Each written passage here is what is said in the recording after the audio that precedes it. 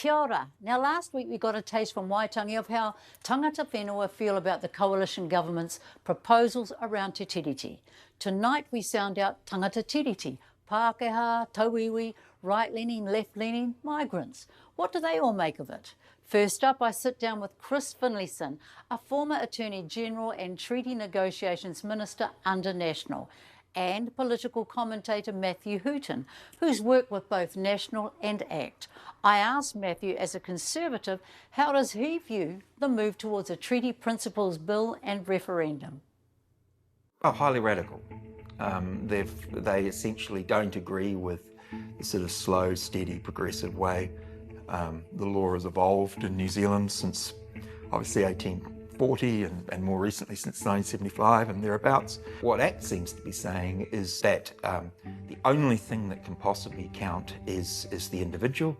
It's individuals that should have rights. There's no other form of rights that exist. Whereas probably the current view in most of the world is that there's a balance between people as individuals and people as part of collectives. How would you describe the rights that Māori have? Of course we all have equal rights, but there are special rights that are based on the treaty and on customary law that are there and are different. Doug Graham and I had lunch the other day, such a wonderful, wonderful man, and he was talking about the rights that Ngāi Tahu have to the Tiriti Islands. And they are rights that relate to seasonal catching of mutton birds. They are rights that the descendants of those islands have. Yeah, because I can't go on that. Correct. Yes. And if you go on and you move into someone's patch, then you're in for it. And so they are different rights. Now, is David suggesting that equal rights for all New Zealanders means that everyone's got the right to titi from the Mutton Bird Islands? In terms of our sort of basic civil rights, I think we are equal. But there's nothing unusual about, within that context, different groups of people or different individuals having collective rights. Whatever rights, particularly the chiefs, but the tribes and perhaps ordinary people had in Aotearoa in the 5th of February 1840 that were not extinguished, continue. And what we agreed in 1840 was that certain taonga or treasures would be protected in relation to land and forestry and so on. And the tragedy of this country is that those agreements were not honoured. One of the big challenges for Māori and for iwi is to be always perceived as stakeholders or just another ethnicity among many ethnicities. Which is wrong. Yeah, so You're a treaty partner. How would it play out in terms of trying to define tino rangatiratanga? Well, I think it would be very difficult. And I think that the principles of the treaty are things that evolve, and it's very hard to freeze a lot of this stuff in a particular time frame and according to particular circumstances. The term, the principles of the treaty, was put into legislation to the disadvantage of Maori, because the risk was that if the Maori text was taken as authoritative, then the Crown's not sovereign and Maori own most stuff. So instead of the courts deciding what the principles of the treaty mean, they'll be asked by David Seymour's bill to consider what tino rangatiratanga means. Maybe it should be the more so-called radical Maori that vote for the referendum rather than that. Yeah, I mean, they better be careful what they want. What's your sense of how Pākehā might be feeling about the treaty referendum and the proposed bill around the treaty principles? I think that there are some legitimate questions about what exactly the principles of the treaty are, bearing in mind that the treaty is an agreement between Crown and Māori. It is not an agreement between races.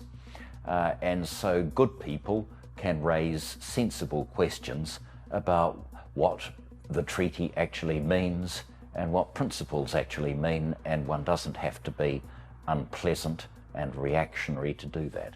You can't have a referendum on this material, because what will happen is that it will bring out of the woodwork the sort of people who used to write to me and say, why don't you get cancer? How dare you give property rights to people above their station?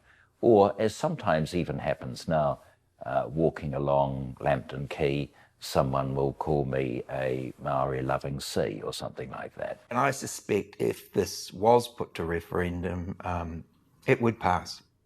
Really? Yeah. It may not pass 90%, but it would pass, because it wouldn't be about the content. It would just be about a way of people expressing whatever frustration they have about, essentially the role of Maori in New Zealand, and it would be, people would be voting on whether Morning Report begins with kia ora or good morning, and in the end that's what people would vote on, and I think that's why National finally got to the point of saying, no, this is not going to happen, because it would be so divisive. So I was on the Justice Select Committee when I was in opposition between 2005 and 2008, and as part of the confidence and supply agreement between Labour and New Zealand First, Michael Cullen and Helen Clark said, well, New Zealand First can introduce its deletion of the principles of the treaty bill and let it go to a select committee. We'll support it that far and no further. I went to the select committee and sort of died a natural death.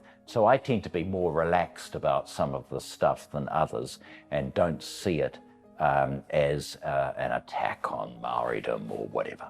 Māori certainly do. Yes, I know they do, and that is why it has to be handled sensitively. If the bill goes through to select committee, what are the consequences of that? So let's look at various scenarios. One is goes back to the House with a recommendation that it be discharged. The other is that the recommendations be accepted, and then it would have to go through a second reading, committee stages, third reading. Say it went through all those and then there was a referendum. I think that would be unfortunate for New Zealand, because it would give a platform to nutters and people who don't like any treaty stuff. A lot of the things that frighten people have nothing whatsoever to do with the Treaty of Waitangi. Or with them either. Well, you get situations where people say, oh, there's affirmative action in the med school or the law school, and that's because of the treaty. Well, they have affirmative action in Australian universities, in American universities. They have affirmative action in every university in the world. They don't have the Treaty of Waitangi. Whether or not TVNZ Weather uses English or Te Reo names for cities, that could happen with or without a treaty. That's happened in Wales. As the Welsh language has been, revived, there's no treaty that demands that. So usually the things which people complain about have nothing whatsoever to do with the treaty. What is wrong with that? I think that people are always concerned about change. There is an element that people feel that it's not quite the country they grew up in, and that's the underlying issue driving this. It certainly isn't any concern about the text of the treaty, because the same people are often unaware of the text of the treaty. Yeah, because they think they're going to lose something. Well, they think they have lost something. It's quite ironic, isn't it? It is ironic, yeah. And it's ironic in two regards. They haven't lost much at all.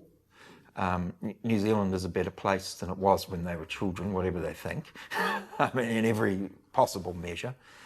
And obviously it's ironic from the fact that the people that they perceive as being advantaged, were disadvantaged. But yeah. This isn't a rational debate. Well, I don't know what people are afraid of, because I always look at this country and say other countries have problems, but we've got a project, and we've got a really exciting project, and without being sort of some kind of misguided optimist. I think that we can be very confident about the future of our country. I personally believe we're the best little country on earth, and we've done a lot in this area. That is no ground for complacency. We've got a lot to do. We don't need division, and we don't need ugliness. What's the best example of a referendum that went off the rails? The Brexit referendum. No one expected that, and it brought ugliness out of the system. It also brought charlatans out like Johnson, who I understand on the night the result came through had a what the hell moment. I never really expected that would happen. What would be your message to Pākehā? I think my message to Pākehā politicians would be, well, you stuffed that one up a bit, didn't you? You thought you had got some elegant solution, that you'd send it to a select committee and then throw it out of Parliament, and it was better than the alternative, but it's a bit of a mess. And certainly you do not want to put the words tēnā rangatiratanga into the statute law of this country.